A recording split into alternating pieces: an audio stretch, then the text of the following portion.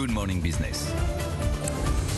Et notre invité, effectivement, à 7h18, c'est Jean-Philippe André. Bonjour, président de l'Association nationale des industries alimentaires et président du directoire d'Haribo France. On adore ce débat depuis le début de la semaine avec Christophe entre les industriels, la grande distribution et ce député qui a fait une proposition de loi pour ce qu'il nous a expliqué être hier un juste rééquilibrage entre les rapports de force. Vous êtes pour ?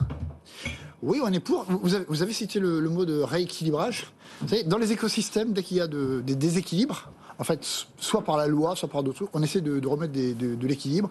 Et historiquement, on en a déjà souvent parlé avec vous, il y a un déséquilibre qui a consisté à faire en sorte qu'il y avait beaucoup de déflation.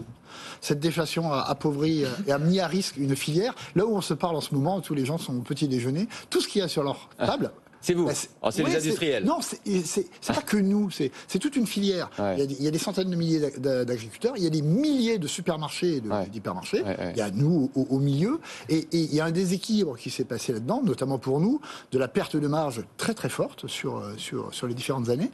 Et donc, il y a quelques années déjà, comment on dit dans ces cas-là, le législateur, dans son infinie sagesse, a créé le dispositif Egalim, qui a consisté à dire, tiens, il faut faire en sorte que l'agriculteur en amont gagne un peu plus, et qu'on réglemente un peu les pratiques commerciales entre notamment nous et nos clients. Et qu'on limite les promos, notamment avec un taux de promotion qui était plafonné par la loi Egalim, et qui va être prorogé. La proposition de ce député, c'est de poursuivre ce dispositif qui a fait ses preuves, selon vous. Mais aujourd'hui, pour schématiser, vous avez un système de promotion qui consiste à dire on peut faire des rabais jusqu'à 34%. C'est ça. 34%, c'est beaucoup. Et on peut faire cela, il faut l'ajouter, sur 25% de l'ensemble de votre production, des volumes. Mais la grande distribution, elle voudrait faire plus de promos sur plus de produits. Oui, mais je le comprends. J'ajoute quand même, parce que c'est quand même un petit détail qui ne doit pas échapper à ceux qui nous écoutent, c'est que la très grande partie de ces promotions est quand même financée par l'industriel. Ouais. Donc vous comprenez que ce système a fait ses preuves depuis 2-3 ans, donc ça a permis de développer nos affaires, ça a permis de ne pas créer d'inflation sur ça. Et dans le contexte actuel, il faut proroger ça, en tout cas c'est pas nous qui faisons la loi, mais en tout cas on trouve que c'est une bonne idée, parce que le contexte actuel ne se prête en tout cas pas à faire encore plus de promos. Donc Egalim, on n'y touche pas, on garde tel que c'est, on prolonge. Par contre, il y avait un volet de la proposition de loi sur les négociations et celui qui avait le dernier mot. Le député voulait au départ que ce soit les industriels qui aient le dernier mot si vous n'arrivez pas à vous entendre. Ça, c'est sorti, c'est pas dans le texte qui sera discuté la semaine prochaine à l'Assemblée nationale. Il reste qu'il y a une réorganisation de la manière dont vous allez rompre le contrat. Est-ce que ça, c'est positif pour vous ? À la fin de la fin, 99% des situations se concluent par un accord. Mais pourquoi ? Parce que d'un côté, moi, dans mon chiffre d'affaires, je dis l'entreprise, mon client, que ce soit Intermarché, Leclerc, il pèse 20% du chiffre d'affaires. Ouais. Est-ce que vous imaginez quelqu'un... Vous ne pouvez pas vous priver d'un client. Mais vous n'avez pas intérêt, on est là pour faire du commerce, on n'est pas là pour... Alors que vous représentez quelque... 0,1, 0,2. Donc qu'est-ce qui se passe ? On arrive toujours à des signatures, et il y a des cas, c'est vrai, je crois qu'il faut avoir le courage de le dire, où il y a des signatures qui ne sont pas satisfaisantes.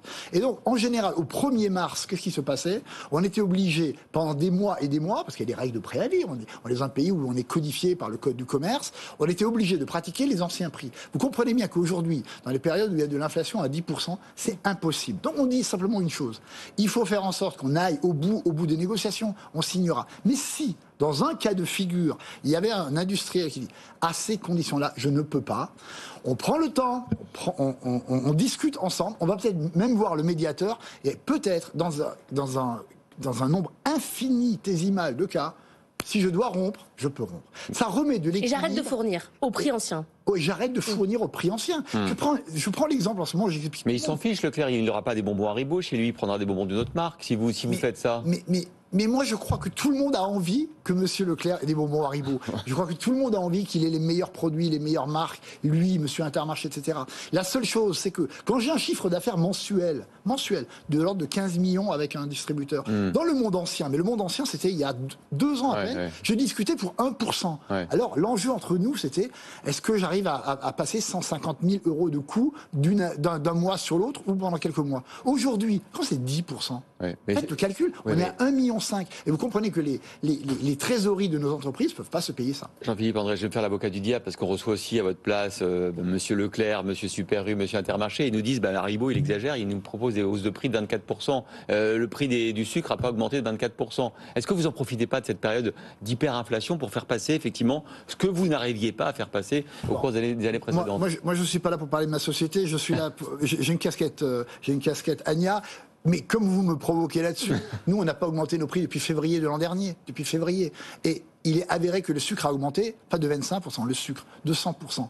Mais maintenant, pour revenir à l'ensemble des industriels, personne, aujourd'hui, je vous assure, personne n'a intérêt à favoriser l'inflation. Parce que la première victime potentielle de l'inflation, c'est qui? C'est la marque que nous portons. Ouais. Si mon prix de marque, quel qu'il soit, le pot de confiture que vous avez en ce moment, le sachet de café, il dépasse un certain montant, il se pourrait bien que vous fassiez des arbitrages. C'est pas mon intérêt. Par contre, ma responsabilité de chef d'entreprise, et sur l'ensemble de ces sujets, c'est de faire en sorte que je produise un bon coût, que les nouveaux coûts soient transférés dans mes tarifs et que ces tarifs soient appliqués. C'est ça. Donc il y a beaucoup de bon sens et donc la proposition qui est soutenue par ce député, elle est beaucoup frappée au coin du bon sens, je crois. À la fin, est-ce que ça a fait hurler les distributeurs en disant qu'elle avait été écrite précisément par les lobbies industriels? Écoutez, nous, on nous a demandé notre avis. Quand moi, vous me demandez notre avis, vous m'invitez, moi je viens demander votre avis. Je ne vais pas rédiger, d'accord? On a contribué à ça, et je pense que même certains amendements qui ont été introduits dans la toute récente discussion, la filière alimentaire y a beaucoup contribué. Et ça va dans le sens plutôt du bon sens, et pas du tout du choc frontal. On a besoin de nos clients, et j'espère qu'ils ont beaucoup besoin de nous. Vous êtes sûr quand même que c'était le bon timing, une période où justement il y a beaucoup d'inflation, où la grande distribution, moi je prends l'argument de la grande distribution, qui nous dit attendez, nous justement, c'est le moment de faire plus de promos. Non, le timing, je le répète, je prends à l'envers votre argument. Ouais. Quand j'ai 1% de hausse, quand les enjeux sont à 0,5, 1, j'ai peut-être plus de temps pour parler avec vous. Quand maintenant, certains de nos membres doivent augmenter de 10 à 20%, vous comprenez, soit je règle mon problème, soit je remets de l'équilibre, soit je fais l'asphyxie. Si je m'asphyxie, je ne vous nourris pas, nous on est là pour vous nourrir. Et je ferme. Merci beaucoup Jean-Philippe André, président de l'ANIA. Dans un instant, le journal de 7h30, on va revenir sur l'immobilier qui ralentit.